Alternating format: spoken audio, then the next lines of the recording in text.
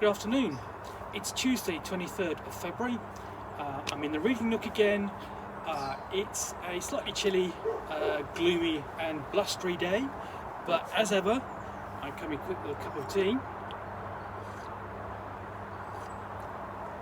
And I've got another parcel to delve into. It's already been opened, so it's not completely an unboxing, but there were 3 items in this, and we come to the third and final one. Previously we looked at Zine of Wondrous Power issue 1 and then issue 2. Now these are published by Highmoon Press, and they are written by Daniel Perez, and we come to the Iron Codex, Zine of Wondrous Power issue 3. And automatically you've got quite a step up in terms of the cover, which is quite bright, vibrant, and a little bit different to what you see in a lot of fanzines. Fanzines tend to be black and white line art, and I'm not disparaging them for that, but this is just this is a market change in style. So this one was part of Zine Quest 2. Previous ones were Zine Quest 1, I believe. So famously, Iron is a D&D artifact, stones that you basically would float around your head. You would basically revolve around your head and give you magical powers. So what do we have in here? So basically we delve straight into the subject of Ironstones. The author Daniel Perez says, ever since the first reading about them in the 2nd edition Dungeon Master's Guide, I've been in love with Ironstones. I love the fact that they float around your head and have cool powers. Magical, yes, but they're also a little odd. I wanted to have one in a game, and though that's yet to be the case, the love has always remained. So this is me finally getting to geek out about wondrous items, getting to explore the powers and unique qualities. So we turn over the page to firstly have an orbital, an introduction to Ironstones. This is systems neutral, but as far as I can see, but you essentially can apply it to whichever version of Dungeons and Dragons you are playing. So it might be 5th edition, it might be 3rd edition, it might be a retro clone, so Osric, Labyrinth Lord, or BX Essentials, or Old School Essentials I should say, and so on. And again, the quality, I think, the step up in quality of this issue continues with Sinish's Iron Masters, Crafters and Seekers. All 3 have got a really nice clean layout, but again, this is simple, basically simple use of colour, bright, vibrant use of artwork. So here we are talking about the various makers of them, and again, that sort of thing adds flavour to your setting. If you have Ironstones in your game, then this can add just add flavour and detail. Sort of thing I really like. And yes, it's basically a fanzine about a niche subject in a niche game, as it were, but it's still interesting. You can add it to your game. The option is there.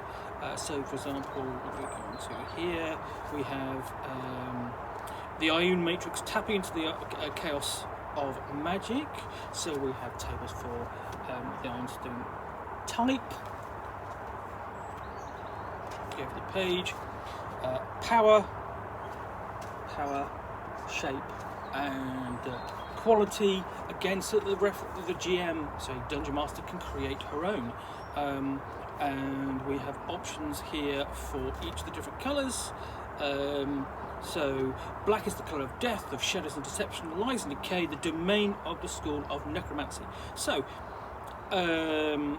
you might be able to direct undead, or obfuscation, you immune to all forms of scrying, and so on. And they do this into each of the different coloured Ironstones. So if you like powerful gems in your game, the author has got you covered there. There are options. Unorthodox uses fixed, enclosed, and implanted Ironstones. So they don't just have to revolve around your head. You can place them in devices. You can put them in jewellery, put them in your flesh. This is basically the suggestion, affixed, enclosed, implanted. And with iron beastry, creatures of stone, crystal, and the cosmic beyond, we have golems of iron golems. And that's taking basically a standard concept of the D&D monster, basically of humanoid, or generally humanoid creatures made of a particular substance, and like iron or stone or wood and so on, as in the creature out of basically Jewish Hebrew folklore. And then we have the iron golem. Again, other creatures in here as well, like the Jedsian, or sorry, the Jedan. Sorry, it's reading that font. It's a little bit difficult to read on the first pass through. Again, nice artwork, and this is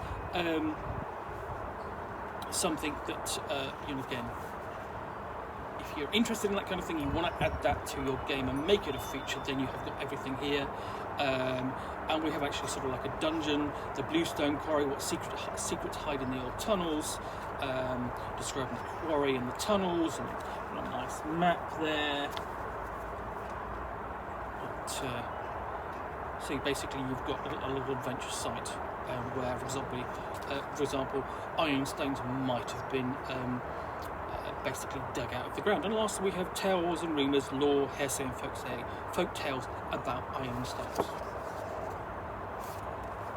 So this is published by Highmoon Press, where I think you've got in the previous issues, the designer has been basically exploring subjects in a discursive way, looking at gaming in a general sense. Here he focuses on basically something that he is passionate about in D&D, but never got to actually have one himself. But what he's done is explored it in further depth, and given the Dungeon Master options to bring them into his game and make them a feature. So that's the Iron Codex, Zine of Wondrous Power, issue 3. I think it's a really nice little fanzine. It's very well produced. There's it's done on nice stock paper, thick cardboard cover, stiff cardboard cover, and very well done. So thank you once again for watching another unboxing in the Nook. If you've enjoyed this, please click the like button down below. If you have any comments or feedback, then I do take the time to respond to all of them, their questions and so on. And lastly, if you want to see more of these, please do subscribe. Basically, I will be doing more of these as I get more parcels and items come through my letterbox or handed to me by my post lady. So yes, thank you very much for watching. I will be back again soon with another unboxing in the Nook. Bye for now.